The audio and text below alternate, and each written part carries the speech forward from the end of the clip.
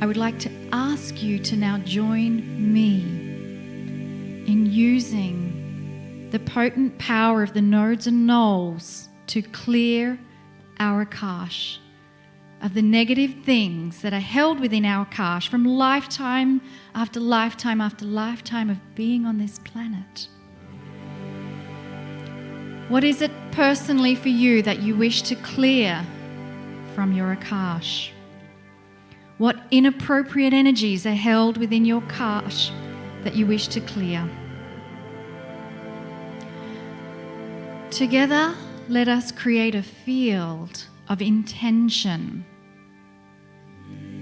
And that our intention is to create a multi-dimensional pipeline to every node and null that is on the planet. Let us communicate with our divine DNA, dear star mothers inside, dear star mothers outside, dear star mothers within the nodes and nulls. Come closer. Come closer in a way that we can feel your presence. We ask for the presence of the star mothers to come closer. Inside of us, every molecule of our being holds spiritual DNA given to us in love and benevolence. This spiritual DNA is entanglement. It's entangled with the nodes and nulls that are now online and working, pushing negative energies to the nodes, where the nodes are so sacred that any negative energy reaching that node cannot exist and is transmuted. Dear star mothers inside, we ask you to push the negative energies within our Akash to the nodes. Dear star mothers inside, we ask for this process to be done with grace and ease. Dear star mothers inside, we know we can communicate with you again and again to repeat this process. We know there are layers and layers that exist within our Akash, and that we give the intent and permission to release whatever is appropriate for us in this moment to release. Because I have divinity within me, I am surrounded by a bubble of benevolence. And the divinity in me, it's hooked to the field around me, and this field is biased in love. Because I am so connected to the field biased in love, it means that the perfect synchronicities for me are being created. I give permission for spiritual intervention in my life.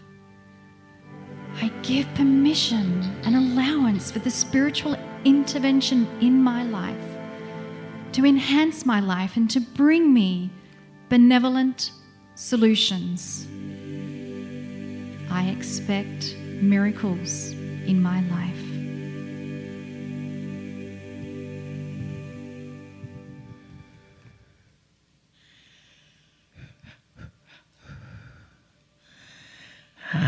So it is good day to you. For those of you whom we do not know, we are Adironnda, and we bring with us an entire council of beings of light. With this energy of matching of the nodes and the nulls, we have to say it is no accident that our dear vessel Marilyn has come directly from Mount Ida to here. So you can rub upon her and get a little of that energy off on you, huh? You see, in that frequency, You are also, according to the keys of Enoch, which is a very ancient translation of a very, very ancient book, maybe brought here 200,000 years ago before they had writing. This is a part. This here in Lee Summit, Kansas City, Springfield, Missouri, down to the node at Mount Ida, is a part of the heart of this nation of the United States of Americas and the southern tail down into South America. This is the heart, the open heart, as we look out in this wondrous audience of very brave souls who have their masks in their ears. We see your hearts open wide. We see the energy of your own personal light that is illuminating. So we have the transformation of that light to acknowledge the new human that is sort of moving in ever so gently, sometime with a frequency of gathering together a particular scent, a particular sense of energy that each one of you have been brought to this location by divine appointment. You may feel that you are sparse, but your guides are filling the room. But we know the courts, when they come in, they won't see all the guides that are here. And they'll think, oh, they're at the right number, huh? You see, that is how the new frequency appears.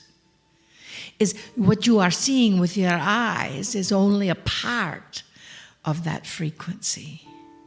But what you are sensing with your bodies, what you are sensing with your new telomeres of DNA that were connected a few 100,000 years ago, that frequency is what is awakening now. And you each volunteered for that, for being present at that time, just like you volunteered to come here to Unity Chapel. There is no accident that you are here at Unity either. For the community, the communication of now is sacred. Every word you speak, every frequency, every line you feel is being laid out in your community, bringing it to unity. That oneness of the divine new human, that oneness of the soul of energy is who you are. And it was interesting that the universe got to bring us all into the pandemic energy. Ooh, let's see how much these humans can adapt to change. Change is upon us. Yay. Celebrate that change. We know something good is waiting at the end. Or waiting for us every day. Huh? How many of you have had a wonderful pandemic? Huh? New energies coming in. You got to be still and silent and feel what it feels like to have your own breath come back to you. That is the key. You are the masters. You are the masters, just as the master Randy Luna plays on the piano. You are the masters. You are here to bring forth that new frequency of love, peace, compassion, joy, and laughter. Clarity, wisdom. For your cells are now remembering all of that. Your cells, your field is now remembering all of that information to be brought into this time, this space, this place. So you may also be tapped on the shoulder as Kryon tapped Lee and said, this is what you're going to do next. And as we tapped the vessel Marilyn and says, yes, you're going to Mount Ida. We don't really care if anyone else is there or not. We're going. But it was sold out. 3 times it was sold out. Because people kept dropping off and coming in and dropping off and coming in. Because they had to get the exact combination of individuals there. Just like they had to get the exact combinations of individuals here. So as you look around you, you see that this event had to happen here at the top of the heart of this nation. And yes, this nation can use all the heart it can get right now, huh? As all nations can, as this planet can, as this galaxy can. Oh, dearest, dearest beloved friends, beings of light that you are, this frequency is going to continue. So hang on. This raising of the energy is going to continue. And sometimes it takes a little bit of vacuum cleaner stirring. We love that. Vacuum cleaner stirring to swish all that energy up into the pot and rise to the surface. You are that which is rising to the surface. Take a deep breath.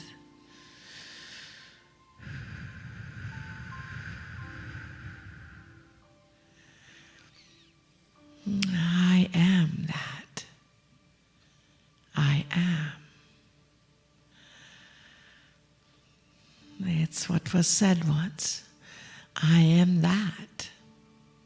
I am. I am that which is rising to the surface, to be the beacon of light upon this planet. Just take a deep breath and just repeat that phrase out loud. I am that. I am the beacon of light. I am. I am that. We cannot hear you. I am that. I am the beacon of light. I am. Breathe it in. I am that. I am the beacon of light. I am. Oh, dearest beacons of light, we love you so much. We see you. We see your nervousness. Do we do this? Do we not do this? Do we take it off? Do we leave it on? Not your clothes, your mask. Leave your clothes on. Well, you don't have to. Everything is a choice, isn't it? We see your hearts opening. You are the next evolutionary step of humanity. And we celebrate that. And we bid you namaste. Greetings, dear ones. I'm Kryon of Magnetic Service. I want to give you a story that has not really been told before. It's going to start more than 31 years ago when my partner was in trouble, emotionally. It happens, you know. When a human being in life going through the steps that you all go through, there's times of hand-wringing, of introspection, of sadness. You're in trouble. At that point in time, my partner was given information about a group that would pray with him. You have to understand that my partner believed in prayer. He had a good spiritual upbringing. In his church, he had seen the results of it. He knew it worked. But here was something he couldn't believe. That if he made a phone call, or even perhaps sent a letter, but he wanted a phone call, that somebody would be there in the middle of the night. That's when he did it. Silently, so no one else could hear him. Silently. He made the phone call, and there it was, a person, a woman. Very motherly she was, who was there to help. Didn't ask for money, was interested in him. But more than that, she told him, let me take this to others. Let me take this to all of us. And I promise you, Lee, prayer works. I promise you, Lee, that I'm going to give it to those around me. And I promise you that for 30 days, 24/7, your request and your name will be on the lips of those who care about you in this place. He'll never forget that. This place was where he sits. It's now called, and was then, silent unity. It has today the same policies of compassion than it did then. Requests honored for 30 days in a circle. There's someone always praying for that person who called or mailed.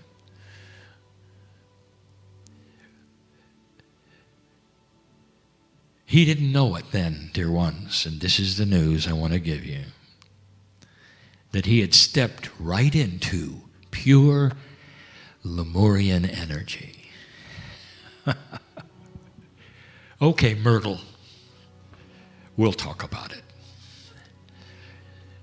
You take a woman from the 1800s, what do you do with Lemurian information that comes roaring in through her Akash? Information that talks about the key to consciousness being compassion and kindness, not doctrine. What do you do with that? What do you do with information that says the leadership that is spiritual of the planet used to be women and changed, and you're going to make a change so that it returns that way? You see, Myrtle had an experience that had to be seen mostly by others for her to have credibility. In those days, there wasn't much credibility to any women, especially those who wanted a position of leadership spiritually. It simply wasn't done. It wasn't there. Myrtle, you see, was racked with disease. Horrible. All over her body. But she made a statement. And she said this: I am a child of God. A child of God. That means that I do not inherit sickness. That is so spiritually logical. And she was right on the money. And in that cognization, in that moment, she stepped into the circle of 12, which is Lemurian. And the spontaneous remission was complete. She didn't know it. But what was carried in her cellular structure in the DNA was inheritable.